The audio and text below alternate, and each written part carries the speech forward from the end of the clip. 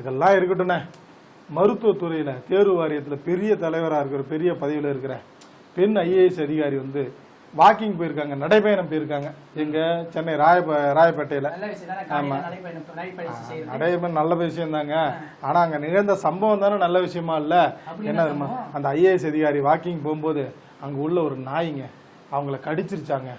உடனே அந்த ஐஏஎஸ் அதிகாரி என்ன பண்ணிருக்காங்க, நேரா வந்து காவல்துறைக்கு, அதாவது வந்து மருத்துவமனைக்கு போயிட்டு அந்த ஊசி எல்லாம் போட்டுக்கிட்டு, நாய்க்கடிக்கு ஊசி போடணுமா, அந்த ஊசி போட்டாங்களா, போட்டுட்டு போய் வந்து காவல் நிலையத்துல புகார் தெரிவிச்சிருக்கிறாங்க இந்த மாதிரி அப்படின்னு சொல்லிட்டு.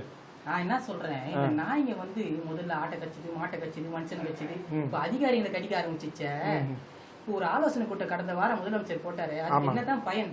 அதெல்லாம் பிரயோஜனம் இல்லாம போயிடுச்சுன்றீங்க. பிரயோஜனம் இல்லாம நமக்கு ஏன் வம்பு? சொல்லிட்டோம், நமக்கு ஏன் வம்பு?